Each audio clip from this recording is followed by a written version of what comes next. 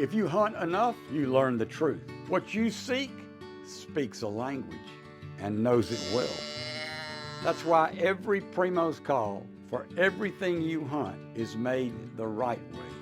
We sweat every detail so you get more out of every hunt, and nothing leaves our hand until we know it'll work in yours. Because we don't just make the world's best calls, we speak the language. Primos. Fishing like a local isn't just about catching fish. It's about connecting with the environment and the people who call it home. It's about hearing the stories and traditions that have been passed down for generations and sharing unforgettable moments with the people you meet along the way. Fishing like a local is having an experience that stays with you forever. And with Fishing Booker, you can experience it too, no matter where you are. Discover your next adventure on Fishing Booker. Charging your boat battery has never been easier. Our 20, 30, and 40 amp Battery Tender Wave Charge Pro multi-bank chargers safely charge and maintain your boat batteries. The 2, 3, and 4 bank chargers are waterproof, vibration resistant, and will never overcharge your battery. Whether you're on the water, on the road, or in the wild, Battery Tender has you covered. With our variety of battery chargers, jump starters, and solar chargers, Battery Tender can charge and maintain any vehicle's battery. Start with trust. Start with Battery Tender. If you hunt enough, you learn the truth. What you seek speaks a language and knows it well. That's why every Primo's call for everything you hunt is made the right way. We sweat every detail so you get more out of every hunt, and nothing leaves our hand until we know it'll work in yours. Because we don't just make the world's best calls, we speak the language. Primos.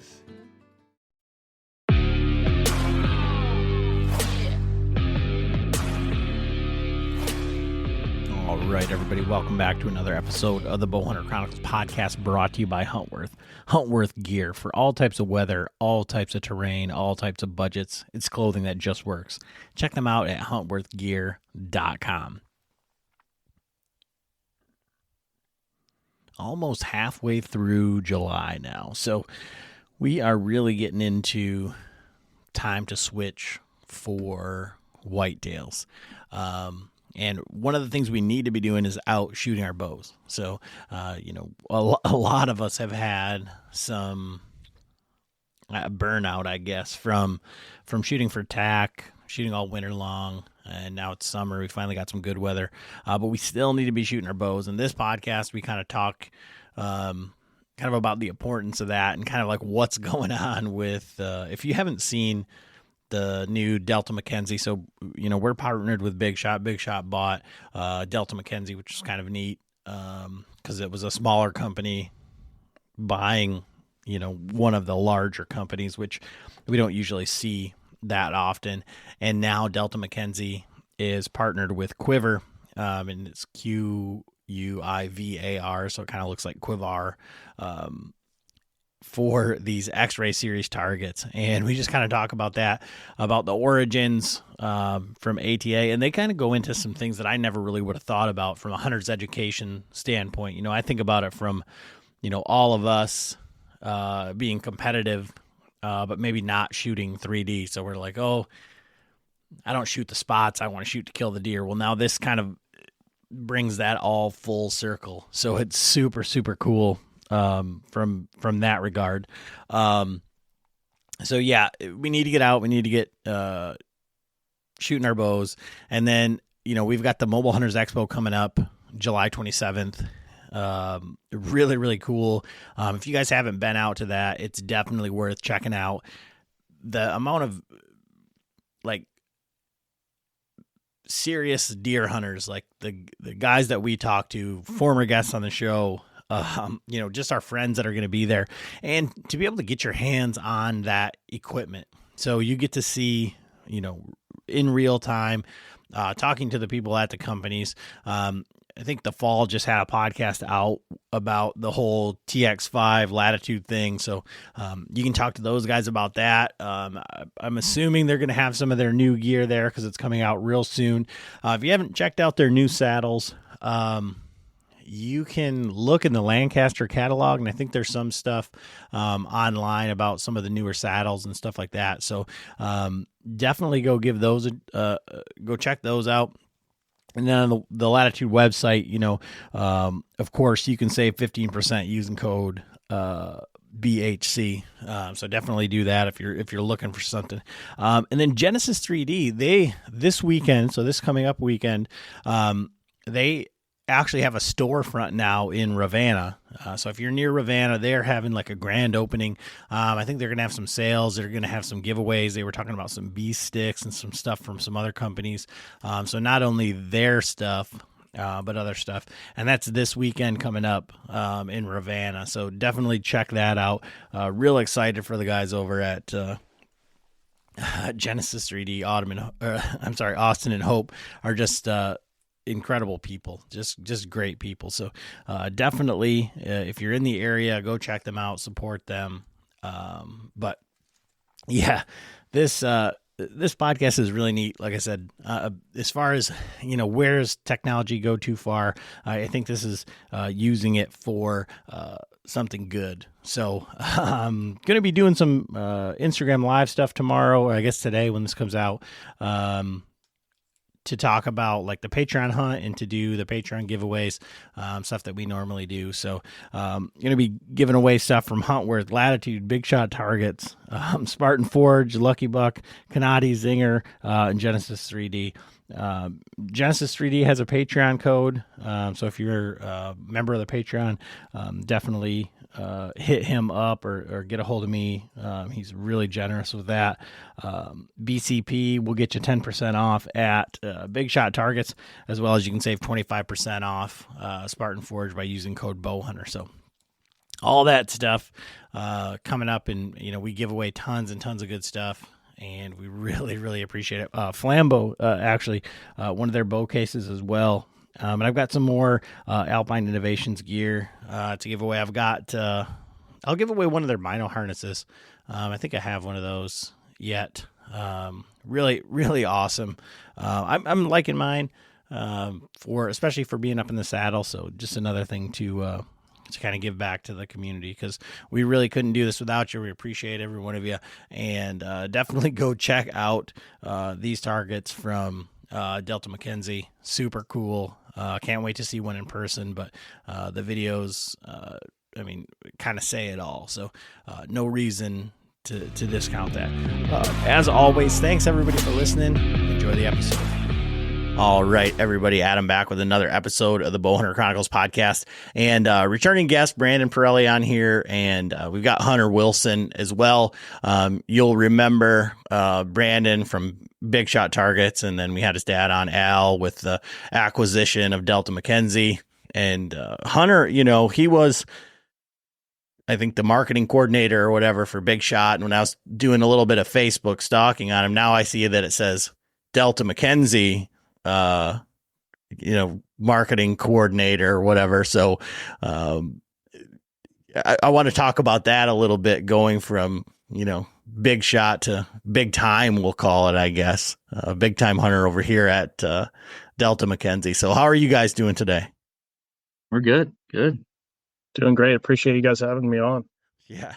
Yeah. So Hunter, we've talked to Brandon before. So where do you come into all this? Brandon with his dad and the company and lugging all the bag targets and stuffing them, and the whole story to helping out people in the community. Are you one of the people that got helped out? You went through some rough times in life, or you're just along for the ride? I guess to kind of. We talk all the time about getting out there and trying new gear and meeting new people. Well, the time to do that is now. The Mobile Hunters Expo is coming back to Kalamazoo, Michigan, July 26th through the 28th, with Q&A sessions and live seminars from Dan Infalt, Shane Simpson, Jacob Sklenner, Greg Staggs, Brian Johnson, as well as the boys from DIY Hunter, Jeremy Aaron, and Daniel Lemon.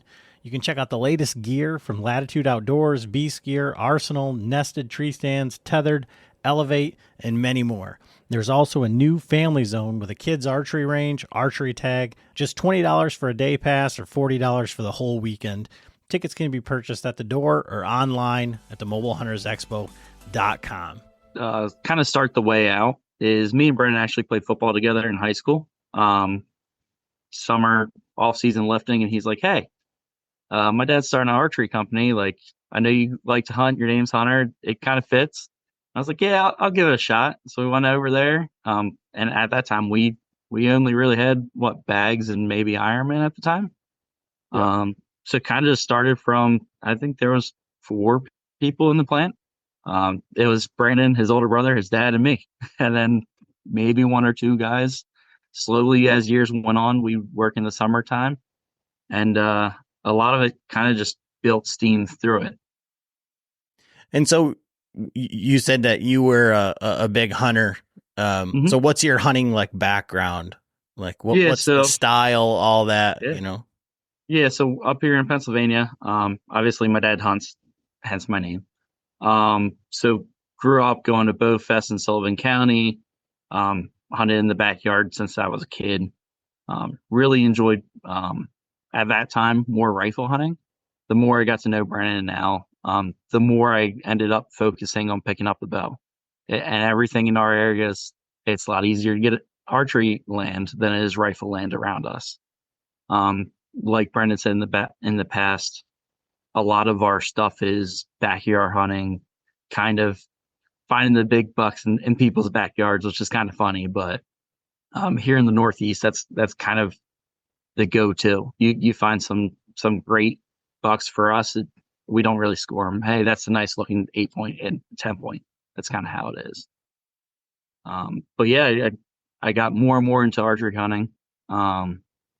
And yeah, other than that, that's kind of how it started, and I'm still at it. We try and get all our hunting in before really the end of October, because from then on it's focusing more on ATA, show season, and in our industry, once it hits November, time flies. I mean, we're really busy and things kind of pick up. So yeah, we are really lucky to have that early season down in our WMUs, because boy, we'd be limited on time if we didn't have that. Yeah, we might hunt 2, maybe 3 days into like middle of end of November on. It's just life gets busy. So I guess for both of you, I mean, Brandon, with it being the family business and all, but Hunter, like, I feel like you had a choice. Like Brandon, maybe you did have a choice also, but I mean, it was probably a more difficult choice. Yeah. Seeing that going through, like, what kept you going? Because that's one of the things where everybody, says, "Oh, it'd be great if I could just everybody wants to get paid to hunt." Right. And then it's everybody's like, "Oh, it's so cool when you get to go to these shows and you get to see these people." But I mean, I know, and I don't have to really do anything, that even just the shows are a grind. Like, yeah.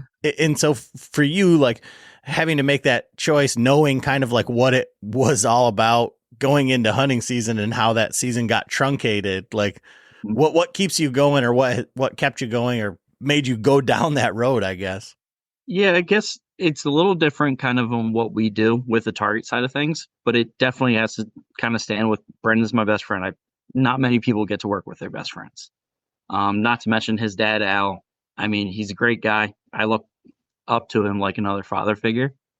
So that helps. But it's also like, you go into work your weekends, you're not looking at it as, hey, I have to go to work. It's, hey, me and Brandon are going to go to 3D shoot, and we're going to have fun at the shoot, meet new people, connect.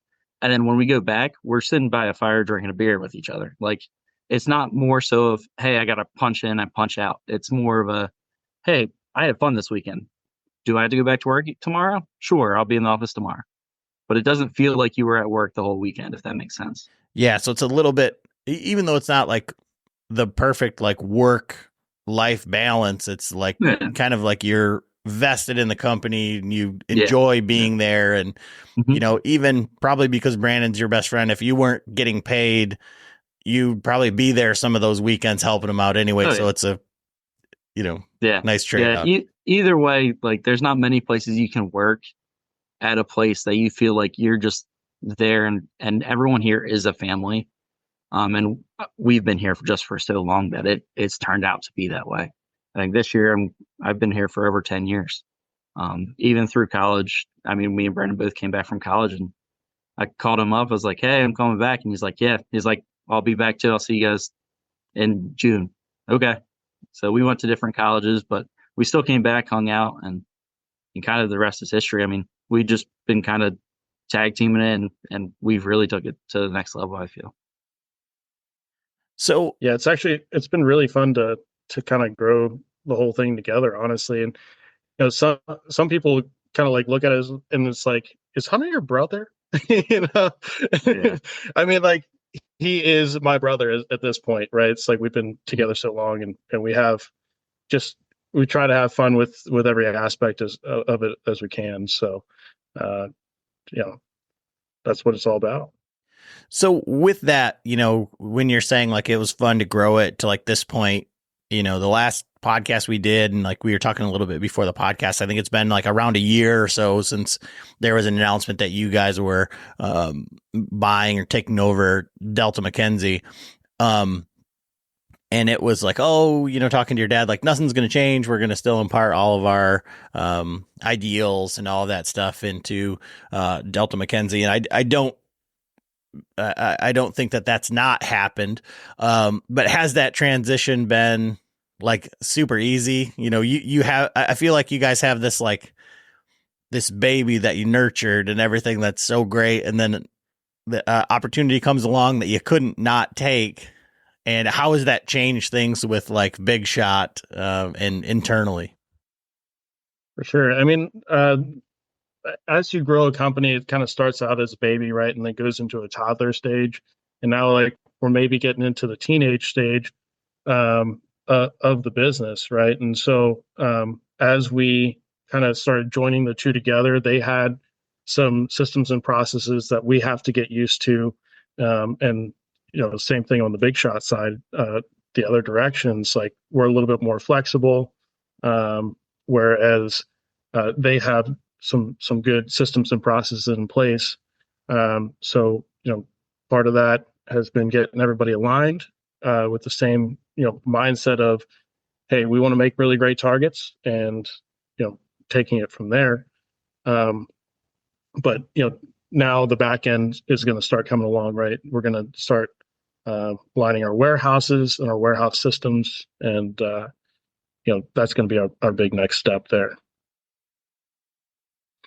But from like you get the keys to the castle, right? So here's Delta McKenzie. It's yours. From like marketing side, from social media side, from all of that, like there's got to be different processes that you use at Big Shot than Delta McKenzie is used to running it a certain way and keeping the feel of each of the companies, and then kind of keeping it organic to Big Shot and to each. Like, how is that, not just the size of the company or any of that, but the integration with the whole like mindset that you guys bring to the table? Yeah, I would say it's more trying to keep them true to each of the companies that they were. So Big Shot has always been like that kind of family owned ran company, and trying to still give it that kind of feel on the marketing side, as Delta's kind of hitting more the big stores. And now that with the merger, we're kind of hitting the best of both there. And we've really tried to learn about each other, even through Easton, of what they did on their end and what we do on our end, through the whole thing. But it's really just trying to learn from both and apply the best of both.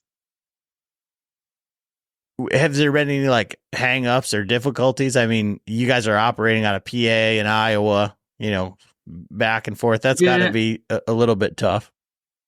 Al's a champ, that's for sure. He's I mean, between him and Brandon, honestly, Al's probably been flying every other week, if not every second week. And he's somehow managed to do it, and that's awesome. But other than that, I mean, it's been smoother than people would think. And I don't really know how this usually goes, because obviously it's not a very common that a smaller company buys a company like Delta McKenzie. Yeah. Yeah, and we have been going back and forth a lot, and kind of resolving some small issues, kind of dip and tuck things. Sometimes I think the frustrating side is we think we can get more done in a week than we can, but we also get way more done in a month than we thought we can, right? So it's like some of that's a perspective thing, but like for instance, like bringing the X-Ray series to market, we sat down at ATA and kind of put a plan together, and we really accomplished our goals, and we're able to roll it out a little bit early this year, and went ahead and did a mid-year release on it. But on the back end, the guys in design, and it took a big effort from them. It took a big effort from our group over at Quivar. So we're knocking one thing out at a time and going along the way. Yeah, so that the X-Ray series is something that I wanted to talk about. Obviously, I forget. I was either I don't know if I was in Montana bear hunting or if I was at TAC or something, but I think I was at TAC, and I got a text from Hunter, and he's like, "Hey, we got a new target that we're launching, like something really big. Like I'll text you on Friday a video if you're interested." And I had just seen something about like I think it was one of maybe a rebranded like Iron Man target or something like that. Like it was like a something crossbow target, and I was like, man, in my mind, I'm like, Hunter, why are you texting me? Like it looks like just like a regular target, And I'm like, what? And then he sent me the video, and I was like, oh my God. Like this thing is it's wild. So I want to back up to ATA because I don't know if that you guys have probably been going to ATAs forever. And are you overwhelmed by the hundreds of food plot mixes out there? Well, you are not alone. And Vitalize Seed has developed a program that takes the guesswork out of food plotting. Vitalize makes it simple with their two core mixes, Nitro Boost and Carbon Load. Nitro Boost is their spring-summer food plot mix, and Carbon Load is for planting in the fall, each having a diverse mix of over a dozen seed types that are highly attractive to whitetail. Food plotting made simple. Each mix provides necessary nutrients to the soil, making for better plots each season. This also saves you money by needing less Roundup and fertilizer every year. The 1-2 system simplifies your food plots just how nature intended. And for the more advanced habitat managers, Vitalize also offers a variety of natural amendments with products like their seed feed that offer seeds immediately available minerals ready as soon as they germinate. Make biology work for you. Order now at vitalizeseed.com. I don't know what the response was or like at the Big Shot booth in the years prior to having Big Shot and Delta McKenzie, but I can tell you that this year, just trying to have a conversation with Brandon or Hunter was like absolutely impossible because the amount of people that were at the booth was crazy. So I want to talk about that before we get into the X-Ray series stuff, because I'm going to tie those two together a little bit. So like, what was that experience going from like, say 2 years ago or 3 years ago, or even in like the height of ATA, like before COVID, when it was like really like a really big show, to like this past year for you guys? Yeah, so ATA's kind of had its ebbs and flows throughout the years, and I still see kind of a big need for it, as we found with the X-Ray series this year.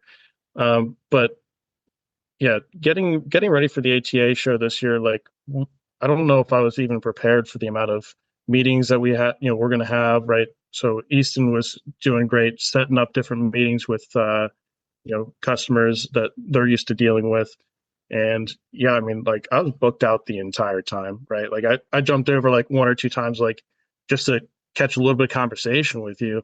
But a couple times I was like, hold on, I got another customer here. We gotta bounce over. So it was really exciting to see the response to it, and people's excitement about us picking it up. So it was great. Hunter, you were busy too, right? Yeah. So ATA is usually kind of the my baby for that kind of end of December, getting ready for it. And this year was definitely kind of like, oh, it's a lot more on like pre-scheduled meetings, not just for Al. So there was people scheduling meetings for Al, for Brandon, for me, for Amy. Like everyone that went, at least on the big shot side, was at least scheduled 3 or 4 different meetings a day. And then you threw the whole Delta thing on top of it that we found out, what, a month or two before that the actual deal went through. We're like, oh, okay, like we're fitting them in our booth too. So we kind of rolled with the punches there, and our booth was it was very busy this year. I'd say a lot of that probably had to do with Delta McKenzie announcement, and I think the fact that Big Shot has grown so much over the years that we're now kind of a name that people are familiar with, and it's not more so much of a, hey, I got to sell you on it, of, hey, go shoot that and pull the arrows out of an Ironman. It's just amazing. And that's why we have a partnership with 10 Point. And that's why the top crossbows in the country are approaching us of saying, hey, like this stops our arrows and people love to pull them. And then at the end of the day, that's what people like to do. They like to shoot their bow and not have to fight the arrow to pull it out. And so like with everything at ATA, it's there's a lot going on. There's a lot of booths, and there's a lot of like, I don't know, there's, some years there's like beef jerky or sauce companies, and there's all these little different things. And so when they did the announcements and stuff, and I saw that Quivar app had won, innovation or technology or something like that, I thought, oh, that's really neat, but I didn't really understand it. It was just like, it was like an app, like how would you integrate it? So what was your introduction to those guys, and like where did that whole process start? Yeah, so day 2, in the morning, we had received a text from someone pretty influential over at Lancaster Archery.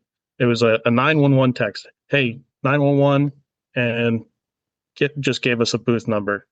So my dad grabbed me and we ran over there. Instantly when we saw it, we started seeing how we could apply this to our product, right? Just having that mindset of always trying to apply things to our targets, the tech and all that. We started, kind of spitballing ideas, and, that night we sat down as a group and, we kind of hashed out a game plan, to bring this to market. Right. And we wanted to start small, on a select group of products that are, quality premium products, and expand from there. But, that night we set up a plan, and we executed on it. So.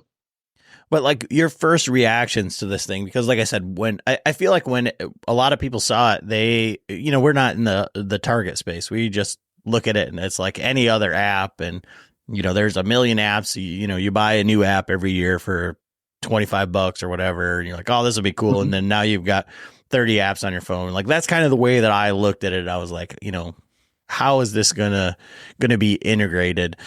And so like, but I think like I said, like when I got the video from Hunter, I was like, oh my God, like that, to be able to, have a target that's able to do that. So Hunter, like from your side, from like a marketing side or whatever, like, yeah. Did you just see this and you were just like salivating, like, oh, this is going to sell 8 million targets? Yeah. And I guess not so much as on a sales side, like, yes, it's going to sell targets, but more so on like the learning and understanding the anatomy of deer, elk, and bear, and knowing proper shot placement for that. Is kind of the more side that I'm looking at it from, not just the selling target side. Honestly, if I look at it, and I have nieces and nephews, if you're getting into hunting, like this is a perfect thing for hunter safety courses and hunter education classes. More so as a learning tool. It's part of the reason why we didn't raise the price on it when we could have. And that's kind of the big point for Al looking at this, is it's not a money making thing over here. Like, yes, there is a business side of things, but it's more so for the hunter education and just learning proper anatomy and shot placement. The first time I saw it, it was awesome. I mean, you look at it and you start putting things together. Like, okay, well, I shot here, and if you're looking at a tree stand view, like here in the Northeast, we all shoot out tree stands or saddles.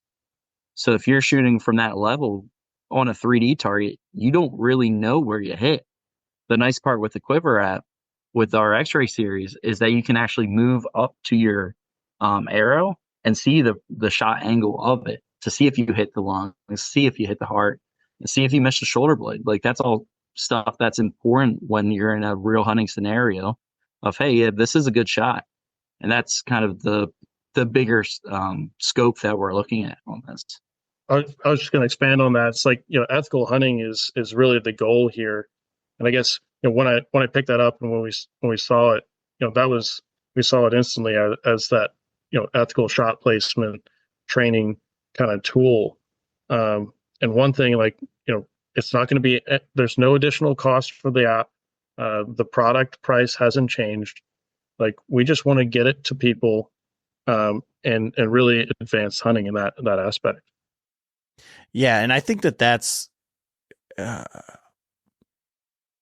I don't even know, I want to say like, oh, choose your adjective, like amazing, wholesome, like whatever, to be like, obviously you're going to sell a lot more targets, you're going to sell a lot more of those particular targets than you would have, because now this is free. And it's almost like you get like a free beta test, like you get a market analysis, without raising the price. How does that work with the app company, with Quivar, and all of that? Like, you guys must have like a really great relationship with those guys if they're going to allow you to, or you're just paying them a boatload of money, but it can't be that much if you're offering it for free, right?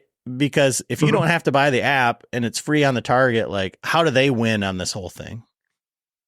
Yeah, so there's a certain amount that they get per unit that we sell, but they also see it as like a long-term goal and long-term positioning here too.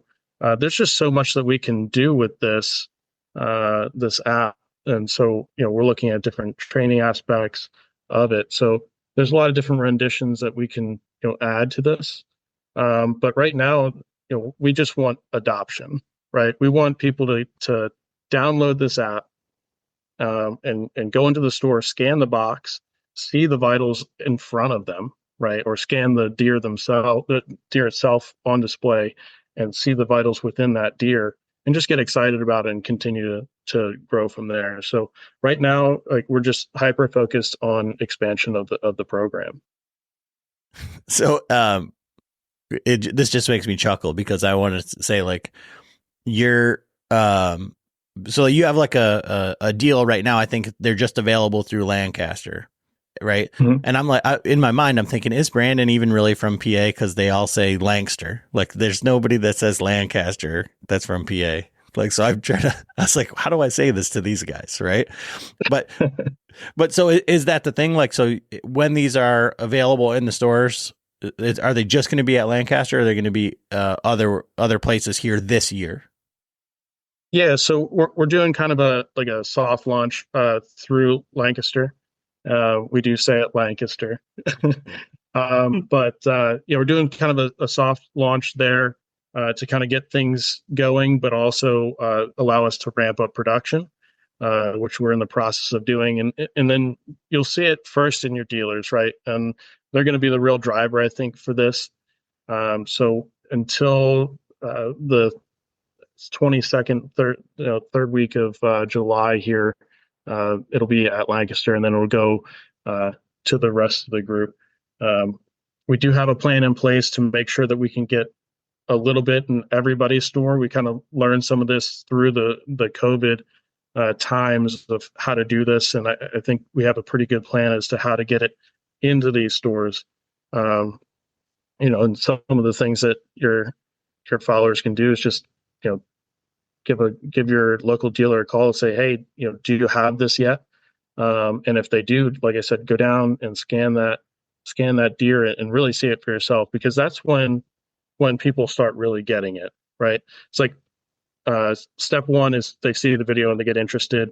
But when we were at the customer appreciation event and we were scanning it and handing the phone to somebody, and they were like walking around this grizzly bear, that's when they really like got excited about it, right? And that's like the important stuff to us, is like seeing people get excited about it. So I think that's going to be the really, the next step is getting into dealers and seeing it for yourself. Yeah, and I didn't even really think about it from that perspective. I mean, I think the video does a pretty good job. How difficult, and maybe you can't answer this yet. Hunter and I talked a little bit before, where there's like real time stuff going on with the app in the back end. So if there's feedback that says, hey, if enough people say that the heart isn't in the right spot, if the liver's not in the right spot, they can go in and change that on the back end. But like, what happens if the app glitches or something like that? I mean, that's a whole nother like, you're used to dealing with like problems with inserts or, broken antlers or things like that. But from the app side, do you have like a whole nother support team to deal with that, or, Yeah, so the guys over at Quivar are going to help us with that. It's their baby, and they're going to keep running with it. I would say that, as far as like the difficulty initially of, getting things scaled is, it takes a little bit of time to match to the animal itself. I think we got it pretty honed in. And like I said before, they've been working with experts in the field to make sure that things are anatomically correct. But obviously, there's a lot more people that have been working on dogs and cats versus deer. So but if you have any questions about the app or anything like that, you can always rescan it, right? So really, it's a hardware versus software thing. Say you walk away and you come back, just rescan the target, and it'll come back too. Yep. And I guess I just say that because we work with Spartan Forge, and one of our Patreons is actually like, fishing like a local isn't just about catching fish. It's about connecting with the environment and the people who call it home. It's about hearing the stories and traditions that have been passed down for generations and sharing unforgettable moments with the people you meet along the way. Fishing like a local is having an experience that stays with you forever. And with Fishing Booker, you can experience it too, no matter where you are. Discover your next adventure on Fishing Booker. A life that has the stories to back it. A life to be proud of. It's a Winchester life. Yeah, baby. 6'8" Western. Oh, mule deer, baby, right there. Tune in every Tuesday at 7 p.m. Eastern on Waypoint TV. Working for them now, and when we were up bear hunting, we were talking about some of the issues that they have with mapping and all this stuff, and having to put it on a million different phones. Like it has to be able to go on every single phone, the app, all this stuff. So that's their problem, not necessarily like a big shot Delta McKenzie problem, even though your name is like on it, right? Yeah. Yeah. So we're, coupled together at this point. I think we're putting out a really good product, and, any sort of thing like that. It's really like a, combination of a software hardware thing that, as long as you, if you rescan it, you're good to go. What about, internet connectivity, right? Is it just like native to your phone? Is it something that you download and it's on there, or do you need service for this? It's something that's native to your phone, so you should be able to use it once you have scanned it in a service zone.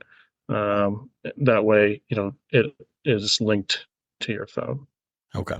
Yeah. So like once your phone does it the first time, it will remember it. So like I was up in my cabin this weekend and I tapped it. There's no cell service within 30 minutes of the place. I tapped it, popped up just fine. So it's nice when your phone does see it. And like everything else, like the more you use it, the faster it is. So yeah, I mean, there are so many, like I feel like applications, uses for this, because, you know, like you said, hunter safety, hunter's education.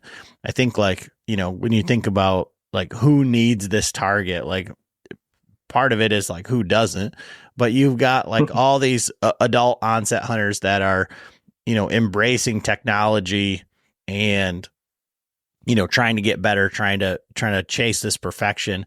And then you've got guys like Uncle Frank, right, who are like not spot shooters, but they're like, I killed him, he's dead. It doesn't matter if it's an 8, like that deer's dead all day. And now we can say yes, no, you know, and like you said, from shooting from those angles, like, you know, especially, you know, I don't, what are the targets? I think there's 3 of them that you guys have it integrated into. So there's the Delta McKenzie deer, there's an elk, and then there's a grizzly bear. The grizzly bear's up on a stump. But yeah, that's exactly what we kind of look at as, hey, the first thing I want to do is if you're in charge of a hunter safety course program, contact me. That's definitely like the first avenue. We want everyone to be able to get this and learn proper shot placement. That's kind of the big goal for this. But yeah, on kind of just the fun side of things, of when me and Brandon go shoot 3D courses, we're not aiming for scoring rings. We aim for the kill, like, and that's kind of the ethical side of the way we shoot. And then on that being of, oh no, I hit that heart, you didn't, I got closer.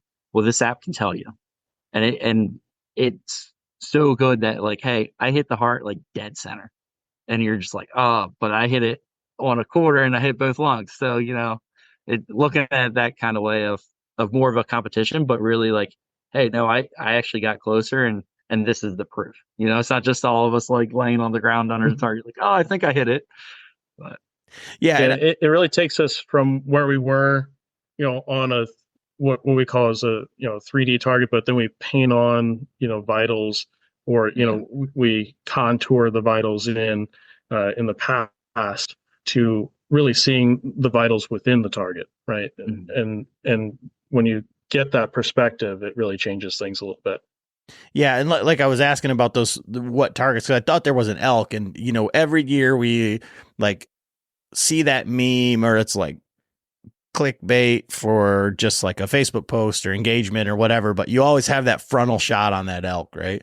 And it's like, where would you shoot? Would you take the shot? All that stuff. And now at least you can see like what actually would happen or where you'd be. And, you know, all that, I mean, I'm notoriously shooting deer like in the neck and like between like where our collarbone would be.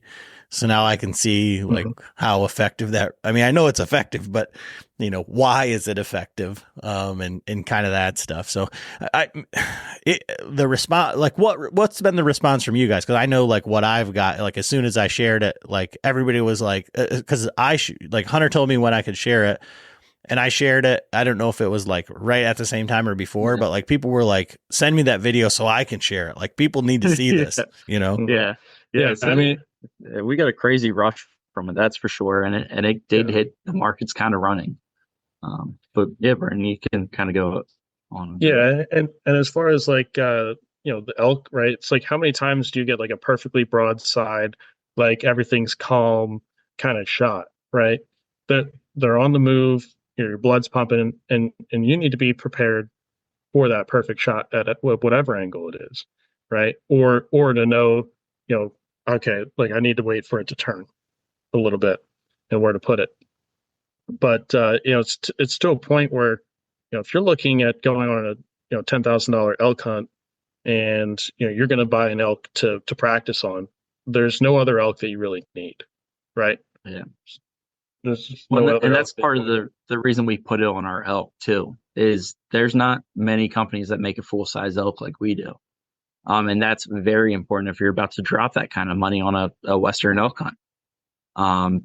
And part of the thing for the elk for me is understanding how big the bone structure is different from a deer, of just learning how big the actual animal is and the organs are in it, and understanding where your shot placement changes because the anatomy is slightly different.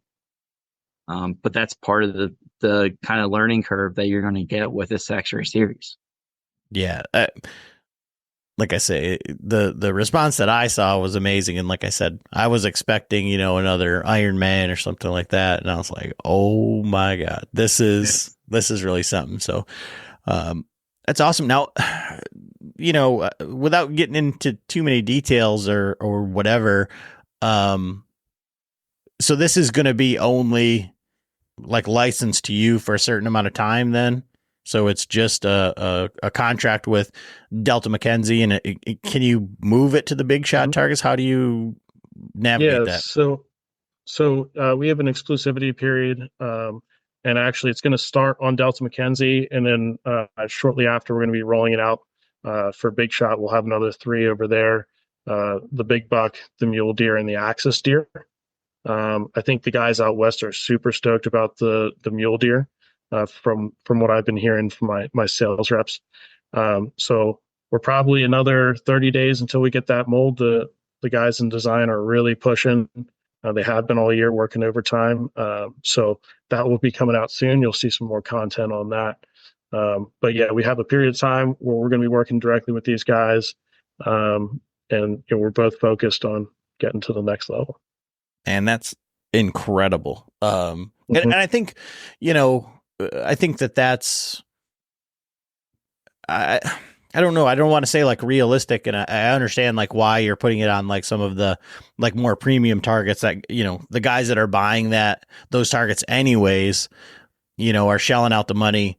They should be able to utilize that capability. But, for on the same token, like Hunter was saying, like, every hunter safety, anybody can really utilize this. So to be able to get it affordable for everybody, and it's not that the technology is adding cost to the target or anything like that. It's just where you're choosing to put it. And I think it's great that you're moving it to, some of the regular for us lowly hunters, right? The backyard hunters. Yeah, no, we'll be expanding that line from those original 6, and we'll kind of go up and down the value chain of the animals. One that we're looking at doing next is the turkey. Everybody knows it's super tough to find where those vitals are. So I think that would be another good one to put it on. And then we'll do a walking bear as well. Again, another one where we start seeing that anatomy and looking at where the heart's placed versus the lungs. And, you start realizing like, oh man, I got to shoot a little bit further back than I originally thought comparatively to shooting a deer, a whitetail deer. Right. So, these are all training aspects that we want to get into. And then, that app will also start, getting to a point where it'll tell you, what you hit, based upon the wound channel as well. So we'll have vectoring, down the line where you say, okay, I have a 2.5 inch blade or a 2-inch blade, and here's what I'm hitting. Right. And it'll give you that data analytics. And then you can come do practice sessions from there. So, there's a lot we can do with it on all targets. So I don't know if it was Hunter who mentioned it earlier, before the podcast or whatever, with even some of the trad guys like adopting this, but I'm going to ask you guys the same question that I asked to the guy Ranger when we were talking about e-bikes. Like, is technology too far? Is there and I think this is great information, right? And of course that seems like it would be pretty seamless to add in there. But I think like for us, like Hunter, maybe you can kind of understand this, but like sometimes I want to go out and just shoot my bow without making a reel or sharing it with the world. Like sometimes I just want to go shoot. And I feel like there's always that technology in there. So how do you feel about like technology going like too far? Like where's too far? I would say this is probably on a technology basis of hunting. This is probably the best use of it, if this makes sense. But you can use it, but the perfect part is you can shoot it just like a regular 3D target. We didn't change anything with the actual foam of the target is still the same. It's still ASA, and it's all good quality foam. So if you don't want to, you don't have to. You pull the arrow out just like normal. But if you go in the backyard and you're shooting with your kid and you're like, hey, like this is where you aim. But if your kid's at school or at sports, you can just go shoot in the backyard. You don't even have to have your cell phone with you. And I think that's kind of the benefit of it, of, hey, I can use it for a training purpose, or I can just shoot it like I normally would. There's no kind of defect of the technology in the spectrum on this. Now, if it's whatever projected on there, it could change, but I think where it's at now is a great starting point. And like I was telling you before the show, like I was at a traditional event, and those guys are more of a primitive, like not really into cell phone kind of market. And those guys were even like, wait, how do I get this? This is awesome. Like they were pulling out their cell phones that they went back to their car a quarter mile away and came back with their cell phone to scan it. Like that's kind of cool. And more of those guys that are in the 50, 60-year-old age range were like, wait, this is really cool. Like I can train my kid. I can train my grandkids of like proper shot placement so they're not wounding animals. Which when you're looking at a trad, like your margin of error is shorter. So you really need to know where to aim and to get a good ethical kill. Yeah. So you mentioned something there that I wanted to talk about with the scoring rings and stuff. So is anything else changing on these targets with are the ASA rings, everything going to still be on there? And then just like I said, for myself or other people, the differences between ASA, IBO, and then like the big shot inserts with the scoring placement and stuff. Yeah, so nothing is really going to change. It's still going to have ASA rings on our Delta McKenzie targets. The nice part with our big shot targets is the majority of them are universal rings, so they can be used for ASA or IBO shoots. And nothing's going to change on that aspect. It just gives you another avenue to add on top of the target. Essentially, we're just adding this X-Ray Series in as an inline change. So we're just offering you this capability at no added cost. More so just to reiterate, to get people to start understanding the anatomy. And Brandon, you mentioned earlier about the walking bear and black bear. I think the last time I talked to you, were going on a bear hunt, I believe. How did that go for you? Yeah, I went on a bear hunt last spring. Had a great time. I think day 2, after seeing like, I don't know, 15 bear already, was able to take down a 275-pound bear. I always like to give my dad a hard time because I just barely beat his. So, and since then, I also got my first turkey.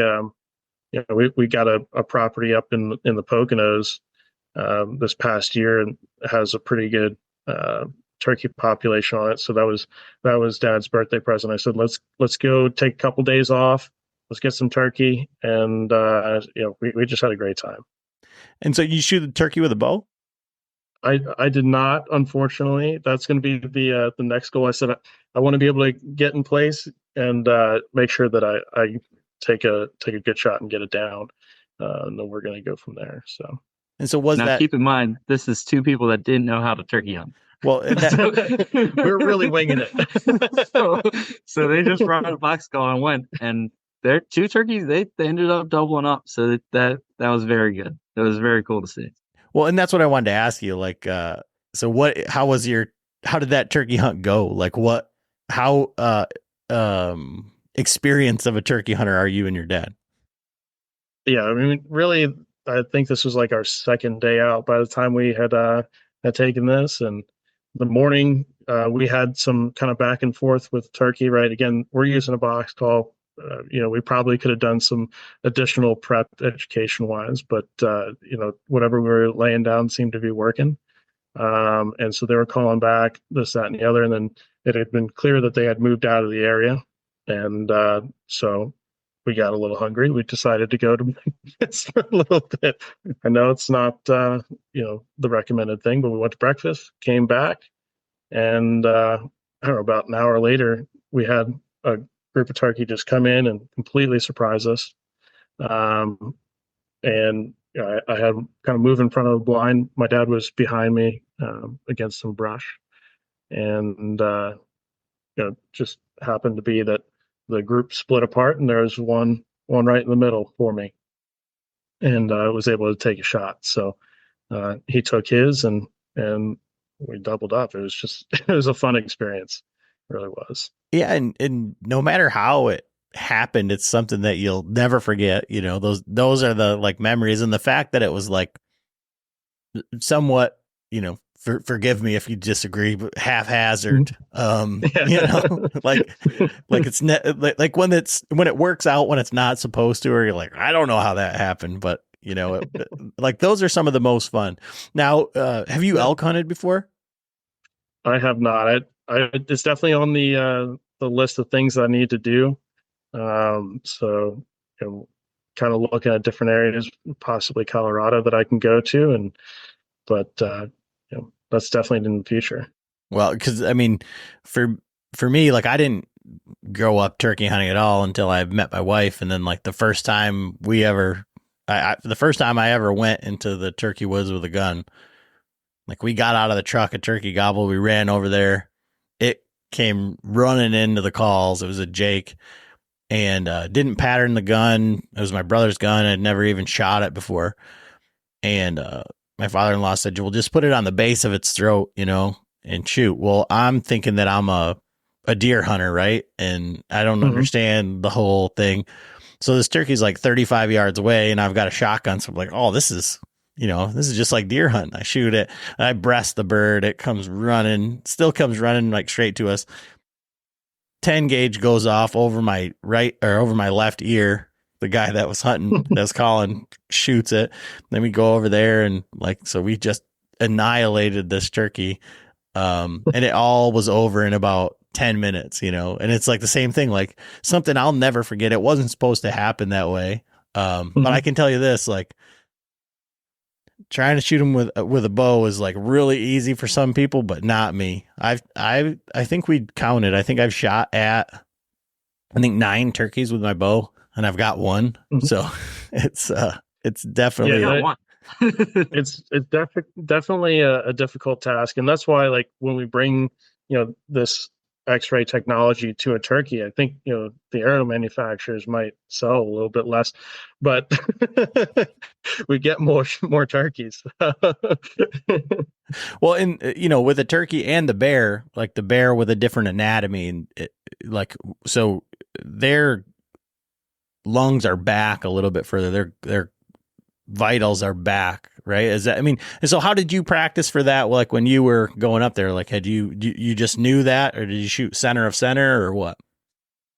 No, I mean we brought out our walking bear target, and initially I was kind of shooting as if I was gonna shoot a deer, right? And my dad's like, hold on, this, and kind of just walked me through like where the vitals would be, and we went through that whole process, and of moving it back kind of more towards the middle. And when it came time to take that shot, man, I smoked him. But it wasn't, it's not one thing that comes natural to you as far as where to shoot that bear. Yeah. So it took a little bit of time to hone it in. And so Hunter, how was your season last year? It was good. Let's see, 3 doe. So and like I said, like we shoot a lot September to October. So I got the 3 doe by the second week of October, or no, by the first week of October. And then after that, I was waiting on a buck, and sadly I couldn't pattern him. This year I'm hoping he's a nice 10, if not a 12. But he was a big bodied deer last year. But yeah, I mean, last year I had the coolest experience ever. I did my first kind of like spot and stalk for a deer on the ground, which was cool. My in-laws have 3.5 acres. And around here that's like kind of a little bit bigger part of a property, but I was walking up the hill climb we have back there for the 4-wheelers and stuff, and I saw like a tail go up, and I was just like, oh, okay. It was like 20 minutes before I lose daylight. I'm like, okay. Take like 5 steps backwards. I'm like full drawn down like a dirt bike path, and I just let it rip, and it falls within 5 yards, and I'm like, well, that was the coolest thing ever. I've never had my blood pump like that. It was awesome. Killing deer from a tree stand's awesome, but that feeling I got from that, it was just like another level. I texted Brandon right away. I like called him like, this was the coolest thing that ever happened to me. like just like he's away, like barely at service. He's like, everything okay? I'm like, yeah, the coolest thing just pumped happened. up right now. And he's like, what do you mean? I was like, it's just a doe, but you won't believe this. Like, just to call him and have that kind of story is just like, oh my, like, can't believe this happened. Like, I shot a deer within 8 yards on the ground. Like, that just, in my mind, was a different level of hunting. Yeah. Yeah, that's great. I shot my first one from the ground this year too, and it was, it's just totally different. And for the past, I think like 3 years, I think last year was like the third season that I took the trad bow out, and I still haven't shot one with trad bow. I missed one last year, but I hunted a lot more on the ground, and I'm like almost more like leaning towards it, because you can be like super mobile. As if you can be quiet, you can move around and kind of maneuver on these things. And I mean, I'm not very good at it. Obviously I haven't shot anything with the trad bow yet, but it's a lot of fun, right? Yeah, it is. And that's part of the reason why we kind of looked at getting saddles this year. I want to try and get going to go see if we can kill some Sika deer this year. They're only about an hour from our house. We could jump right down to Maryland and see if we could get our feet wet in that. And I just know they hide in some nasty environment. So it'd be cool to get something like that on our list of hunting places to go to this year. Now, yeah, you gotta be mobile for those guys too. Yeah. Yeah. Have you ever Sika hunted at all? Nope. No. Nope. So do you have like a system in place? Do you have people that will like bring you out there, or are you just gonna wing it? Because when you say like feet wet, like everybody that I've ever seen is like they shoot them in the water. Yeah, it's literally just muddy stuff. We have a buddy that we play football with that actually works on the other end of the building.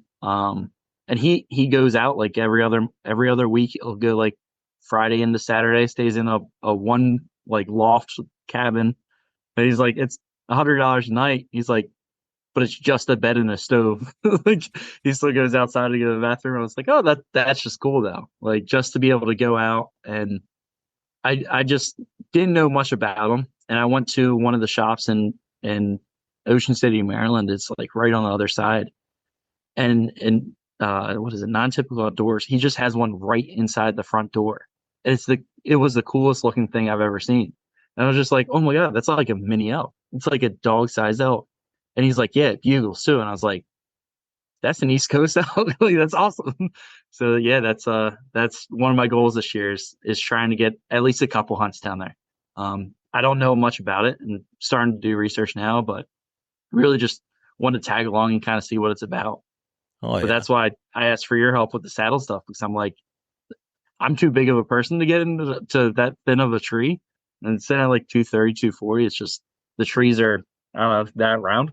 So it's just trying to figure out what I can do to get up there and get a good hunting spot. Yeah. So have you guys messed around with the saddles? Have you shot out of them, played around in them? I've shot out of it twice so far, like two different separate like practices, but just trying to get, now that the X-Ray Series is officially launched, we should have a little more time to breathe. That X-Ray Series has been our life for the past 7 months now. Just trying to make sure everything goes smoothly and trying to understand like, okay, like this is how it works in that aspect. But now that we can get in saddles and kind of take a breath and start shooting again would be kind of cool. Sounds like, and also utilize the technology as it's intended, right? So we can be able to get up there and test the different angles and test the saddles at the same time. It sounds like you should be able to talk to somebody and get a telephone pole in the shop for some R&D. I mean, it seems like you would know somebody that could facilitate. It's not out of the question, honestly. I mean, it's not out of the question. It's just, it's a matter of not if we just want to be outside. Like I'd rather put it outside so we have an excuse to leave the office. Just like, oh yeah, let's not go to the shooting range. Let's just go outside and put the elk there.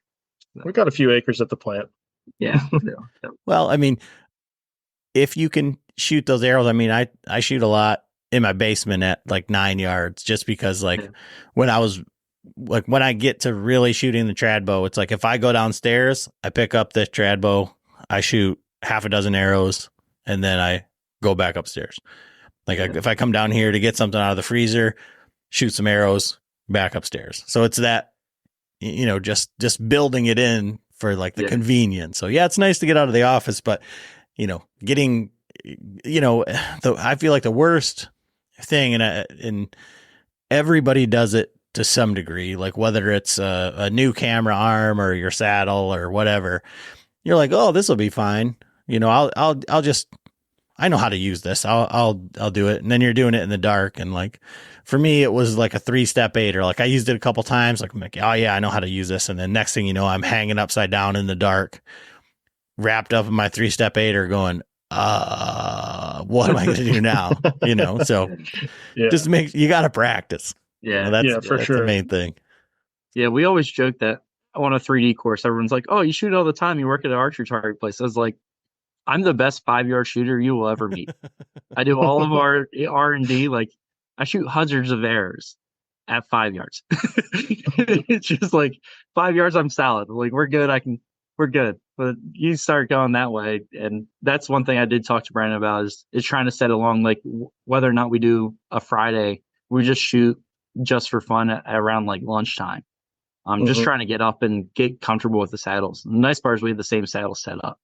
So it's kind of, hey, I can put mine into the tree this way. He'll put his in the tree that way, and we'll just switch. So that's kind of nice. So is it, it was like Steve Jobs who did all of his meetings, walking. A lot of people do golf meetings. Can't you guys do a 3D, 10 a.m. meeting, walk around and shoot? Come September, October, we're doing most of our meetings in the tree stand. The problem is we have to move those meetings to noon. And everyone's like, why do you guys always do your meetings at noon? We're coming down from the tree stand. Give us our last 2 weeks of hunting, please.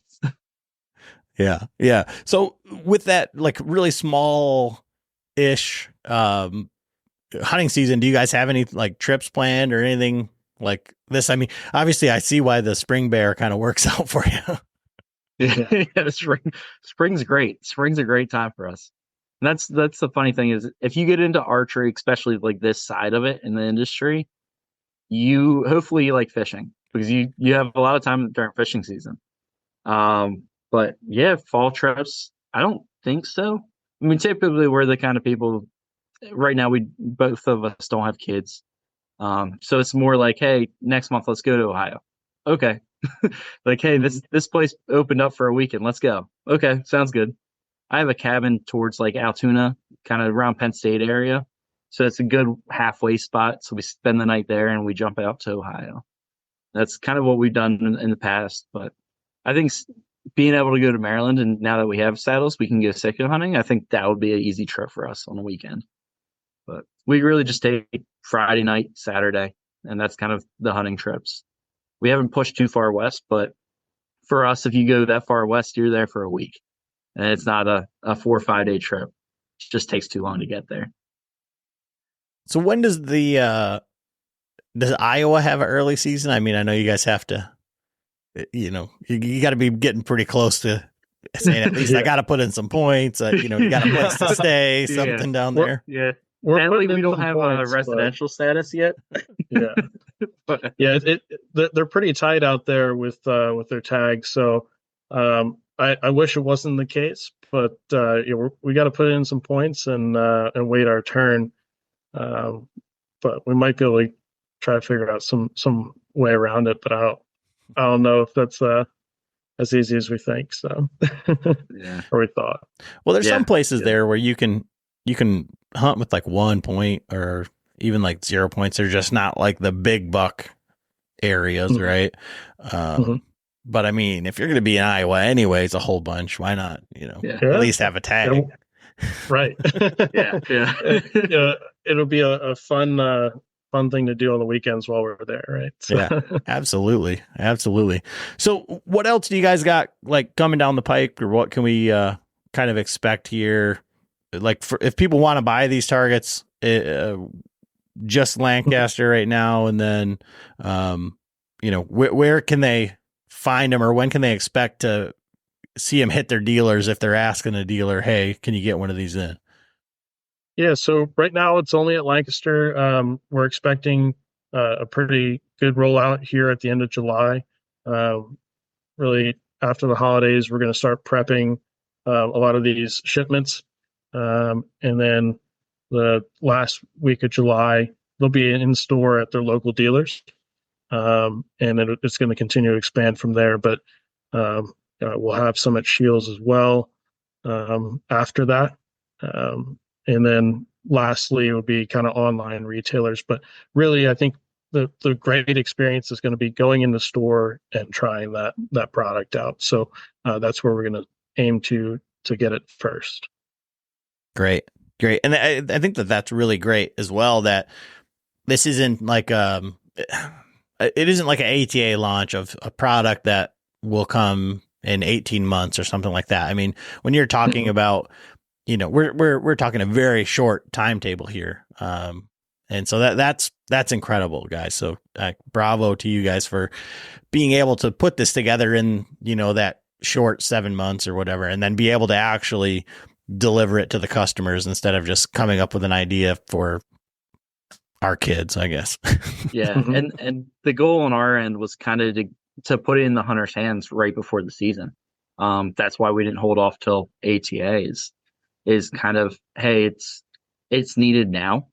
And now's when it's going to pay off the most for everybody. So that was a big push of let's get it before hunting season. And that was our goal to come out and we did that. I mean, you can get it from Lancaster today and they'll ship it to you. So that's good too. Awesome. Well, thanks guys for coming on, and we're getting into the holiday weekend almost here. So thanks for taking the time with me. And where can people, if they've got questions or if they have any other issues or anything that they would like addressed, where can they send those? Yeah, you can call me directly on our Big Shot side. My extension's 102. And then other than that, just email us. Brandon, do you know what email we're sending that to?